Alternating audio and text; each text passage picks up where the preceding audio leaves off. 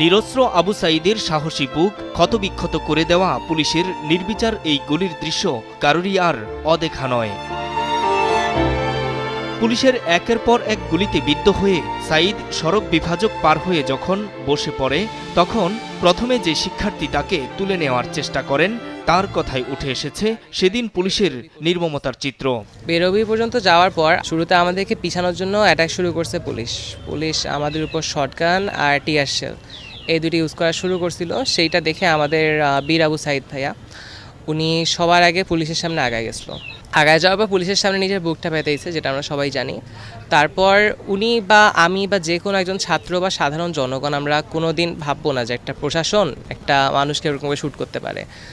ওনাকে শ্যুট করা হইলো, ওনাকে আমি দেখতেছি উনি পড়ে যাইতেছে, তো আমার ব্যাপারটা দেখে প্রচণ্ড খারাপ লাগছে। তখনও শ্যুট করতেছে, আমি সাঈদ ভাইয়ের দিকে কাছে আগায় গেলাম, আগায় যাওয়ার পর ভাইয়াকে তুললাম। আমি যে এই পাশে ঘুরে যে পুলিশটাকে বলবো যে শ্যুটটা থামান, ইনি পড়ে যাচ্ছে।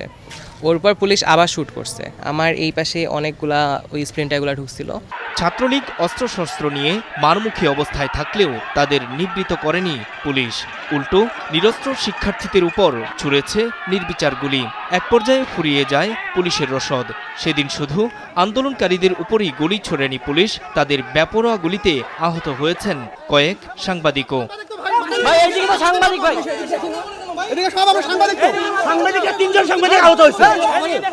হঠাৎ করে বেগম রোকেয়ার ভিতর থেকে ছাত্রলীগের কর্মীরা আসলো। ওরা হাতের মধ্যে রামদার মতো অনেকগুলা দেশি অস্ত্র ছিল আর মাথায় হেলমেট। আমরাও একবার আগাচ্ছি, একবার ছাত্রলীগও আগাচ্ছে। আর ছাত্রলীগের সাথেও সমস্যা ছিল পুলিশটা। ছাত্রলীগ বেশি ছিল না, 40 থেকে 50 জন। পুলিশ একবার আগায়, একবার আমরা আগাই, বা ছাত্রলীগে যেটা বলা যায়। তারপর ধীরে ধীরে পুলিশ পিছানো শুরু করলো। আমরা যেটুকু বুঝলাম যে পুলিশের সময় বুলেট শেষ। পুলিশের গুলি শেষ হয়ে গেলে পালিয়ে যায় ছাত্রলীগ। একজনের থেকে নিউজটা শুনলাম যে একটা ছেলে যেখানে পড়ে গেছিলো ওই ছেলেটা নাকি মারা গেছে। আমি তারপর কিছুক্ষণ পর রিয়ালাইজ করলাম যে আসলে সাঈদ ভাইয়া যাকে আমি বাঁচানোর চেষ্টা করলাম ভাইয়াটা মারা গেছে, যে কারণে আমি ওইখানে একরকম ভাঙে পড়ছি।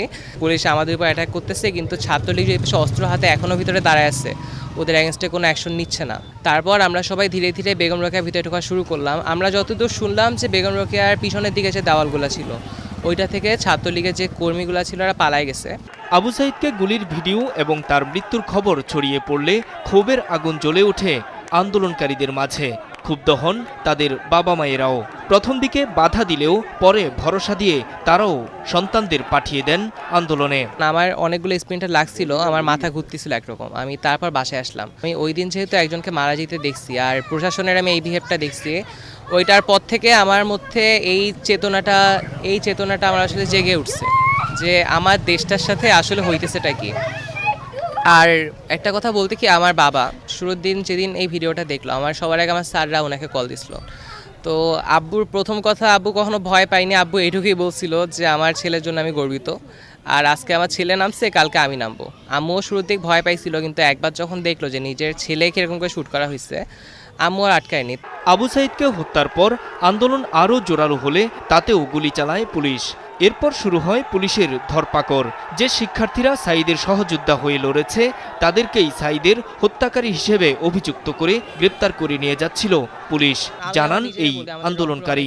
মাহিম নামের একজন আমার ব্যাচমেট, ওকে ধরে নিয়ে গেল। ও নাকি সাঈদ হত্যা মামলার সাথে জড়িত, যেখানে ছেলেটা তো ওই দিন আন্দোলনে গেছেও পড়ে। এরকম সহ আরও অনেককে জড়িয়ে ধরা হয়েছে যে আমরা নাকি সাঈদ ভাইকে হত্যা করছি। সো একদিক থেকে এইটা যে আমি যে আমার আন্দোলনের ফ্রন্ট লাইনে ছিলাম, কিংবা সাঈদ ভাইকে যে আমি সেভ করছি, এই জন্য এমন হইতে পারে যে হয়তো আমাকে রিমান্ডে নেওয়া হবে। তবে তাতেও শেষ রক্ষা হয়নি। অবশেষে আসে বিজয়।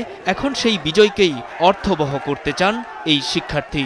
শেষ পর্যন্ত বিজয়ের দিন পর্যন্ত আমরা আন্দোলনটা চালাই গেছি। প্রথম যে স্বাধীন শহর, এটাও আমি রংপুরকেই বলবো। আর এখন দেশ যে সংস্কারের কাজটা চলতেছে, এটার দায়িত্ব অবশ্যই আমরা বা আমাদের, আমি না, একজন ছাত্র না, প্রতিটা জনতার কাছে থাকা উচিত। আমাদের দেশটা যতদিন সংস্কার হচ্ছে না, আমরা মাঠটা ছাড়তেছি না। ছাত্র অভ্যুত্থানের আইকনে পরিণত হওয়া আবু সাঈদ রংপুর বেগম রোকেয়া বিশ্ববিদ্যালয়ের ইংরেজি বিভাগের শিক্ষার্থী ছিলেন। নূর মোহাম্মদ, মাছরাঙ্গা নিউজ ডেস্ক।